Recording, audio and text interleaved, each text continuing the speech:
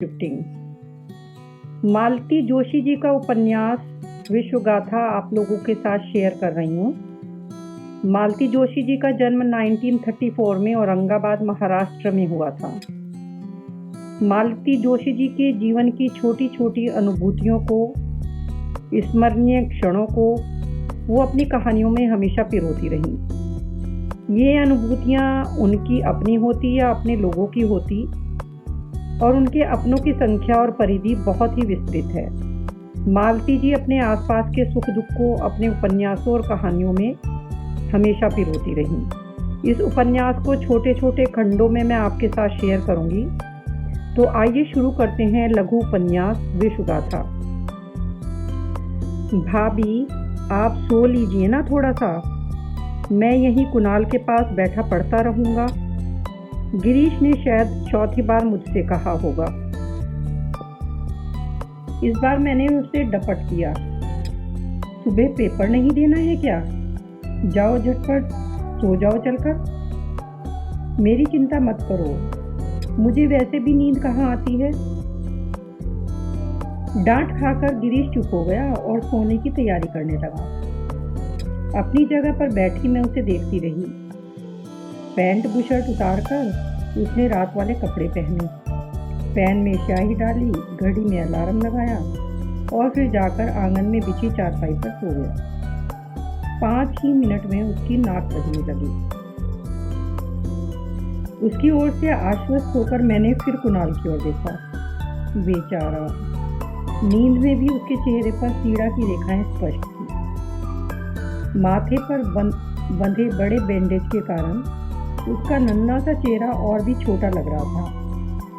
एक पट्टी दाई बाह पर थी और दाहिना पैर वह तो सूजकर एकदम हाथी का सा हो गया था। जरा सा हाथ छू जाता तो कुणाल पीड़ा से बिलबिला उठता। जबरदस्त आशंका थी कि फ्रैक्चर ही होगा। आज तो एक्सरे हो नहीं पाया था, शायद कर लेंगे। उस कल की कल्पना से ही मैं कांप जाती हूँ। कहीं कंपाउंड फ्रैक्चर निकल गया तो। एक ही तसल्ली थी कि कल ये आ जाएंगे। मैं तो आज ही तार देने के लिए कह रही थी, पर गिरीश ने ही मना कर दिया। रहने दो ना भाभी, कल शाम तक तो भैया आ ही जाएंगे। तार दे भी दें तो समय से मिलेगा थोड़े ही।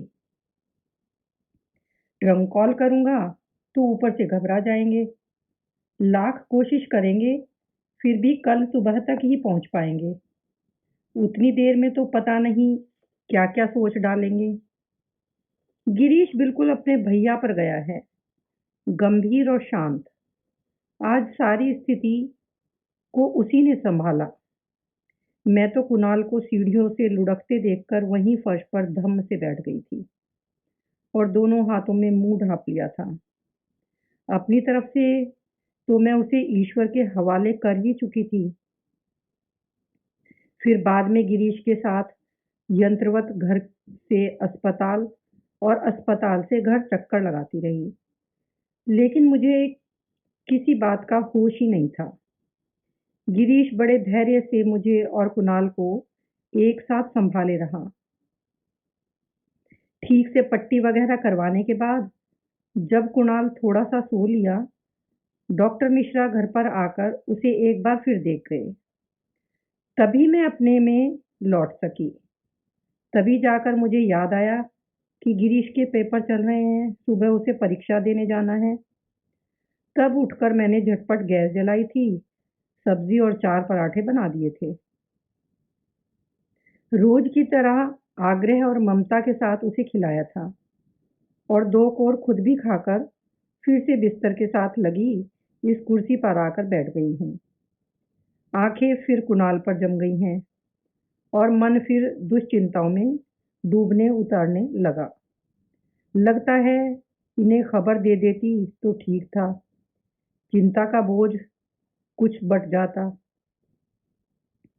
सच, अकेली संतान के साथ छोटी सी बात भी कितनी बड़ी होकर सामने आती है।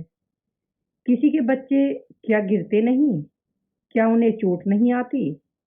पर मेरा मन ही और मिट्टी का बना है। ऊटपटांग सी कल्पनाएं करके खुद को ही यंत्रणा देती रहती हूँ। अब सामने लेटे कुणाल को देखकर यही मन में आ रहा है कि कहीं फ्रैक्चर हुआ तो बेचारे का पूरा साल बर्बाद हो जाएगा। सारे संगी साथी अगली कक्षा में पहुंच जाएंगे। घुटने में चोट लगी है, अगर कहीं वहां की हड्डी चटक गई होगी तो और मुसीबत होगी। कई बार हड्डी ठीक से जुड़ती भी नहीं, नुक्स रह ही जाता है। कहीं ऐसा हो गया तो बेचारा सारी जिंदगी हीन भावना से ग्रस्त रहेगा। सुनील गावस्कर बनने के उसके सपनों में जंग लग जाएगी। साथ वालों के उपहास का शिकार होगा सो अलग। तब उसके चेहरे पर लिखी विवश वेदना को क्या मैं पढ़ पाऊंगी? उसके आहत अहम को सहलाते सहलाते कहीं खुद भी। बेवकूफ लड़की, अब बस भी कर। जब देखो ऊटपटांग बातें सोचती रहती है। इतने बड़े लड़के की माँ बन गई है, लेकिन पहले वाली आदत अभी वैसी की वैसी ही है। मैंने चौंक कर सिर उठाया। सामने विक्की मामा खड़े थे, चेहरे पर वही सदाबहार मुस्कान। खिली धूप सी उस हंसी को देखकर आधी उदासी तो वैसे ही उड़न छू हो गई। फिर मैंने आदतन रुआसी आवाज में कहा, डॉक्टर कह रहे हैं कि एक्सरे निकालना होगा। तो इसमें रोने की क्या बात है? सामने वाली मिसेस सान्याल कह रही थी कि कंपाउंड फ्रैक्चर होगा। अष्टाना चाची कह रही थी कि घुटने की चोट होगी तो ठीक से जुड़ेगी भी नहीं। तुम्हें लोग डॉक्टर हैं कोई, और तुम्हारे पास अपना दिमाग नहीं है जो हर किसी की बात को सच मान लेती हो? इतना भी नहीं समझती कि सब लोग तुम्हारी सुखी संपन्न गृहस्थी को देखकर ईर्ष्या करते हैं। ऊपर से कितनी ही संवेदना जताएं, पर भीतर ही भीतर तुम्हें परेशान देखकर बहुत खुश होते हैं सब। सच? फिर कुणाल बिल्कुल ठीक हो जाएगा ना? बिल्कुल ठीक हो जाएगा। जानते हो ना, डॉक्टर विवेक कुमार कभी गलती नहीं कहते। संतोष ने संतोष से मैंने आंखें बंद कर ली। अब मुझे कोई डर नहीं था। मन से चिंता का एक बोझ जैसे हट गया था। भाभी, ओ भाभी, हड़बड़ाकर एकदम से उठ बैठी मैं। क्या हुआ? मैंने घबराकर पूछा। हुआ कुछ नहीं, कॉलेज जा रहा हूं ना, इसलिए आपको जगा दिया। दरवाजा बंद कर लीजिए, गिरीश ने कहा। तो क्या सुबह हो गई? मैंने अलसाई नजरें खिड़की के पार देखते हुए कहा। तुम्हारे लिए चाय बना दूं? ना, चाय तो मैंने पी ली। कुणाल जग गया था, हाथ मुंह धुलवाकर उसे भी पिला दी है। उसे सोने दीजिएगा, स्वेलिंग अब काफी कम है। आप भी थोड़ी देर पलंग पर ठीक से सो जाइए, गिरीश ने मेरे पैर छूते हुए कहा। आशीर्वाद देने के बजाय मैं उसे देखती ही रह गई। शर्ट कौन सी पहन रखी है तुमने? यह वही तो है जो जन्मदिन पर अभी आपने सिलकर दी थी। क्यों, मैली लग रही है क्या? नहीं नहीं, मैं तो ऐसे ही पूछ रही थी। बहस के लिए उसके पास समय था ही नहीं कहाँ। एक बार फिर मुझे सोने के लिए कहकर दरवाजा उड़काकर वह चला गया। दरवाजे की सटकनी चढ़ाकर मैं वापस अपने आसन पर आकर बैठ गई। अब सोने का कोई मतलब ही नहीं था। मेहरी, दूध वाला, फूल वाला, सभी के लिए बार बार उठना पड़ेगा।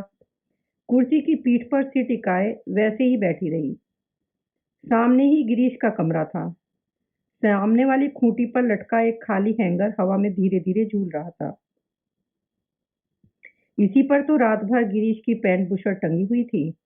और विक्की मामा, वह भी तो यही कपड़े पहने हुए थे। यह कैसे संभव हो सकता है? लेकिन विक्की मामा यही तो करते हैं। अवचेतन मन के किसी कोने में चुपचाप छिपे रहते हैं, मौका पाते ही एकदम प्रकट हो जाते हैं। तब उनके लिए देश काल का भी बंधन नहीं रहता। कपड़े तो बहुत मामूली चीज है। कैसी भी बदहवासी हो, वह आकर दिलासा दे जाएंगे। आते ही अपना प्रिय फतवा दोहराएंगे। डॉक्टर विवेक कुमार कभी गलत बात नहीं कहते, जानती हो ना। और सचमुच सारी दुश्चिंताएं पल भर में फुर्र हो जाती हैं। अपने लिए चाय बना रही थी। दिमाग पता नहीं कहाँ था कि मेरे देखते देखते सारी चाय उफनकर किचन टेबल पर बह निकली। पतीली में आधा कप भी नहीं बची। दोबारा चाय चढ़ाते हुए एक पुरानी बात याद हो आई। उस दिन पापा के लिए दोपहर की चाय बना रही थी। दीदी की शादी के बाद से यह काम मेरे जिम्मे आ गया था। दूध निकालते हुए पता नहीं क्या हुआ कि पतीली तो मेरे हाथ से में रह गई और पूरा दूध अलमारी को नहलाता हुआ फर्श पर फैल गया। कुछ क्षण तो मैं हक्की बक्की होकर देखती रही, फिर वही फर्श पर दोनों हाथों में मुंह ढांपकर रोने बैठ गई। विक्की मामा कब आकर दरवाजे पर खड़े हो गए पता ही न चला। बड़ी देर तक चाची की आवाज सुनाई दी। विक्की, कीटू की बोतल ला रहा था ना तू? कहाँ खो गया? बोतल की बात तो भूल ही गया दीदी।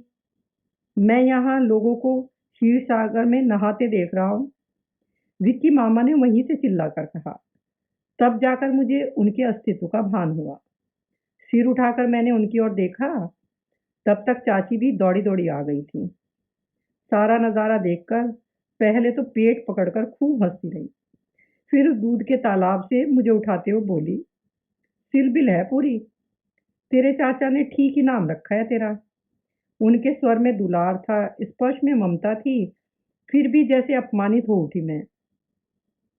उनके हाथ से छूटकर जो भागी तो सीधे कमरे में ही आकर दम लिया। उसके बाद शायद विक्की मामा स्कूटर लेकर दूध लेने बाजार गए थे। उनके लौटने तक चाची ने फर्श धो पोंछ कर साफ कर दिया था, क्योंकि जब नीटू मुझे खींचकर किचन में ले गया था तब चाची हाथ धो रही थी और विक्की मामा चाय बना रहे थे। चाय पीने की जरा भी इच्छा नहीं थी, पर भागने का कोई उपाय नहीं था। नीटू फिर मुझे खींच कर ले जाता। एक कप मेरे हाथ में जबरदस्ती पकड़ाते हुए विक्की मामा ने कहा, अब यह बताइए अमिता जी, आप रोई क्यों थी? क्या रोने से दूध पतीली में वापस आ जाता? चाची बोली, अरे इसका नाम अमिता थोड़े ही है। तो उन्होंने आश्चर्य से पूछा, सुनीता तो बड़ी वाली है ना, जिनकी अभी मई में शादी हुई है। हाँ, सुनीता तो खैर बड़ी वाली ही है, पर इस छोटी वाली का नाम है बारामासी। मतलब समझ रहे हो ना? अरे दूध फैलने का तो फिर भी एक बड़ा सा कारण हो गया। हमारी अम्मी तो बस रोने को का बहाना चाहिए। स्कूल की बस छूट जाए तो, पेन की निब टूट जाए तो, सहेली से कुट्टी हो जाए तो, दीदी की चिट्ठी आए तो, इसकी गंगा जमुना तो बाढ़ आई ही रहती है। बारामासी, वह क्या नाम है? इस बात पर तो दीदी तुम्हें पद्मश्री देने को दिल करता है। और दोनों भाई बहन हो करके हंस पड़े, जैसे बहुत बड़ा मजाक कर लिया हो। शर्म तथा अपमान से लाल हो आई थी मैं। चाची को मैं कभी ठीक से समझ ही न सकी। कभी तो इतना लाड़ जताएंगी कि लगता है मैं नीटू कीटू से भी छोटी हो गई हूँ। कभी इतनी पराई सी लगती कि बस। दीदी थी तब तक तो मैंने कभी इन बातों की परवाह भी नहीं की, पर उनकी शादी के बाद से लगता है घर में मैं एकदम अकेली पड़ गई हूँ। भैया तो उससे पहले ही आईआईटी कानपुर पहुंच गए थे। पापा बेचारे ऊपर ही बने रहते। छोटे भाई की गृहस्थी में अपनी मर्यादा निभाते हुए सिर्फ सुबह शाम खाने भर को नीचे उतरते। चाय तक ऊपर ही जाती थी। और अब ये विक्की मामा आ गए थे, एमएस एमडी, पता नहीं क्या क्या करने। और मुझे लग रहा था जैसे प्रतिपक्ष में एक की वृद्धि हो गई है। तय कर लिया था कि अब इन लोगों के सामने कभी आंखों में पानी नहीं आने दूंगी। पर भाग्य भी तो जैसे मेरी परीक्षा लेने पर उतारू था। उस बार दीदी के आने की बात थी। चाची किसी काम से दिल्ली जा रहे थे। लौटते हुए दीदी को साथ लाना लगभग निश्चित ही था। मैं 5 दिन बड़े बेसब्री से काटे। मन में ढेर सारी बातें, ढेर सारी शिकायतें इकट्ठी हो गई थी। दीदी के घर में पाँव देते ही मेरा टेप रिकॉर्डर शुरू हो गया। 5वें दिन चाचा लौटे। फाटक पर रिक्शा रुकने की आवाज़ सुनते ही मैं दौड़ी हुई बाहर आई, पर जब उन्हें अकेले उतरते देखा, तो सारा उत्साह ठंडा हो गया। मन रोने-रोने को हुआ। सुनीता नहीं आई? चाची मेरे पीछे-पीछे बाहर आ गई थी। उन्होंने पूछा, तो चाचा ने बताया, उसके मम्मिया ससुर का कल अपेंडिक्स का ऑपरेशन था, इसलिए आना नहीं हो सका। बहुत गुस्सा आया मुझे। ऑपरेशन था तो दीदी क्या कोई डॉक्टर हैं? इतने दिनों की आकुल प्रतीक्षा एकदम घोर निराशा में बदल गई थी। छत की सीढ़ियों पर बैठी मैं कब तक आंसू बहाती रही, मुझे पता ही न चला।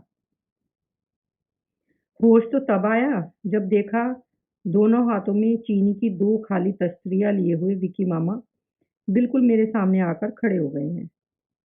क्या है? मैंने रुखाई से पूछा। आंसू पात्र? उन्होंने अत्यंत नाटकीय के साथ कहा। अभी तो इन्हीं से काम चला लो। दहेज में देने के लिए चांदी के बनवा देंगे। रोश में आकर मुंह फेर लेने के सिवा मैं कुछ न कर सकी। वह रास्ते में खड़े थे, नहीं तो सीधे कमरे में जाकर ही दम लेती। अमीता, तुम्हें मालूम है, रोम में एक राजा हुआ करता था, नीरो। हमें कुछ नहीं मालूम, मैंने तेजी से पलटते हुए कहा। आपकी तरह विद्वान नहीं है। अरे हाँ, यह तो मुझे याद ही नहीं रहा। फिर भी कक्षा 10वीं में यह कहावत तो पढ़ाई ही गई होगी कि laugh and the world will laugh with you. Cry and मैं गुस्से से कांपती हुई उठी और उन्हें करीब करीब धकियाते हुए नीचे उतर आई। अब आप देते रहें छत पर अपना प्रवचन। पर कुछ समय बाद वह उसी मस्तमुला अंदाज में नीटू से पूछ रहे थे, क्यों दोस्त, बाजार कितने बजे चलेंगे? 5। नीटू ने पांचों उंगलियां फैलाकर अपने कथन की पुष्टि की। मेरी जेब में पैसे कितने हैं? 5। नीटू ने फिर उंगलियां फैलाई। और तुम कितनी टॉफी खाओगे? 5। और कीटू कितने गुब्बारे लेगा? 5। वह भी भिनभिनाया। दरअसल अपनी 5वीं सालगिरह के बाद नीटू को यही संख्या रट गई थी और कीटू तो भैया की कार्बन कॉपी था। भरसक वह अपना दिमाग इस्तेमाल ही न करता था। तो दोस्तों, विक्की मामा बड़ी गंभीर मुद्रा बनाकर बोले, इस चर्चा का अर्थ यह निकला कि आज से ठीक 5वें दिन तुम्हारी सुनीता मौसी यहाँ होंगी। सच्ची? और बच्चे खुश होकर तालियां पीटने लगे। ज्योतिषी की दुम, मैं बुदबुदाई और फिर एक बार दांत पीस लिए, पर उन पर कोई असर नहीं हुआ। वह अब बड़े मनोयोग से नीटू को जूडो सिखा रहे थे। 5वें दिन जब दीदी सचमुच ही जीजाजी के साथ आकर सामने खड़ी हो गई, तो हर्ष और विस्मय से मैं उच्छ्वसित हो उठी। खुशी के उस आवेग में मैंने कहा, दीदी, ये जो नीटू के मामा है ना, इन्होंने भविष्यवाणी की थी कि आज तुम जरूर आओगी। इसमें भविष्यवाणी करने जैसी कोई बात क्या थी? जीजाजी अपने गुरु गंभीर स्वर में बोले, मैंने तो चाचा जी को बता ही दिया था कि हम लोग बृहस्पति को चलकर शुक्रवार को पहुंच रहे हैं। उनकी सपाट बयानी से मेरी आधी खुशी काफूर हो गई। रही सी सही दीदी के व्यवहार ने छीन ली। सच कितना बदल गई थी वह। घर में किसी से जैसे मतलब ही नहीं रह गया था उन्हें। बस चौबीसों घंटे गिन्नी की तरह जीजाजी के आसपास नाचती रहती, खुद भी नाचती और सबको नचाए रखती। उनकी फरमाइशों का दौर दिन भर चलता रहता और पूरे घर में वह और उनकी आवाज़ गूंजती रहती। अमीता, ज़रा एक मग में गर्म पानी लाना तो, तेरे जीजाजी शेव करेंगे। मिश्रानी काकी, दाल ज़रा पतली रखना और सब्जियों में मिर्च मसाले इतने खुले हाथ से मत डालना, तुम्हारे जमाई साहब ज़रा फीका पसंद करते हैं। चाची, तुम्हारे दामाद तो साउथ इंडियन डिशेस पर जान छिड़कते हैं, ज़रा अपना सांभर वड़ा बनाओ ना, मैं भी ठीक से सीख लूँगी। रामू, अपने कुंवर साहब के लिए 2 पान तो लगवाना और देख, अल्लम गल्लम कुछ भी मत डलवाना, सिर्फ सूखा कत्था, सौंफ और इलायची, समझे? उनका बोलने का यह अंदाज बिल्कुल नया था। मुझे तो बहुत ही अस्वाभाविक लगता। उनका यह परिवर्तन देखकर मैं तो हैरान थी। उनके पास किसी के लिए समय ही नहीं था, यहाँ तक कि मेरे लिए भी। कभी बस कभी कभार दुलरा लेती, नीटू क्यूटू भी उनके प्यार के लिए तरस गए थे। अपनी सारी माया ममता उन्होंने एक व्यक्ति पर ही केंद्रित कर दी थी।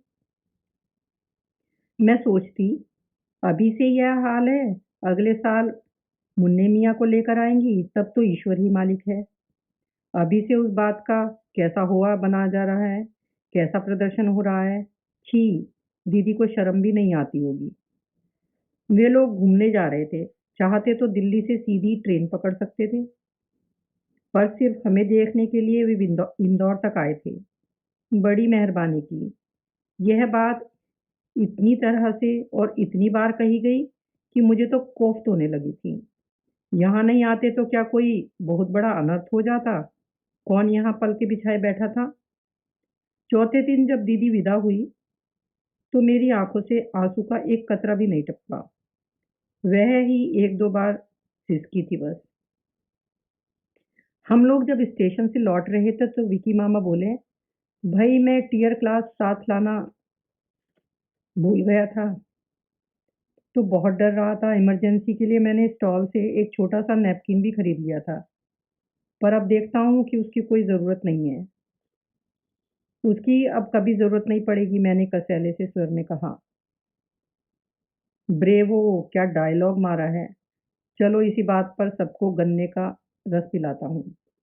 और वह हम लोगों को ज़बरदस्ती एक मधुशाला में ले गए। वैसे अम्मी ने आज बहुत बहादुरी दिखाई है। रस का घूंट भरते चाची ने कहा, मैं तो वाकई डर रही थी। तुझे पता है विकी, सुनीता की शादी में तो यह लड़की बेहोश ही हो गई थी। 2 दिन तक बुखार में तपती रही थी। बाद में जब उन्होंने किसी से कोई मतलब नहीं है तो हम क्यों किसी के लिए आंसू बहाते फिरें?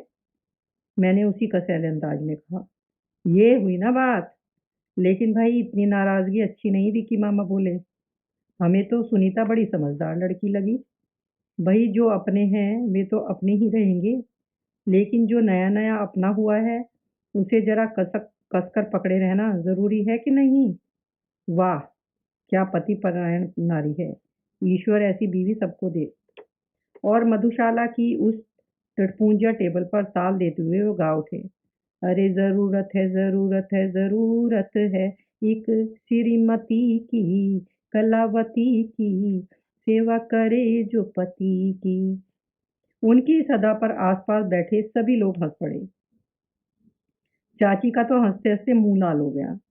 मैं उन्हें देख रही थी और सोच रही थी, एक यह शख्स है, एमबीबीएस एमएस कर रहा है, मुझसे कितनी आत्मीयता से बातें करता है, मैं ही उसे लिफ्ट नहीं देती।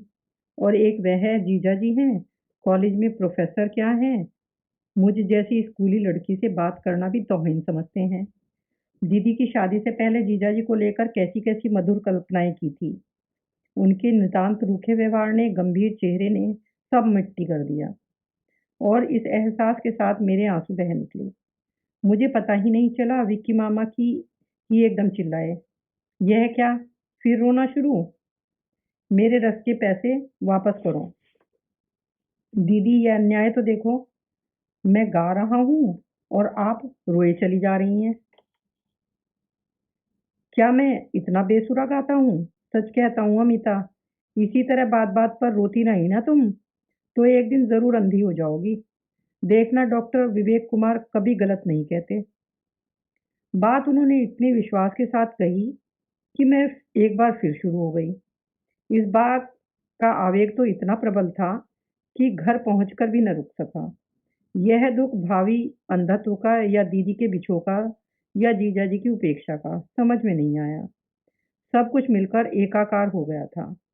बाद में बहुत शर्म आई मुझे।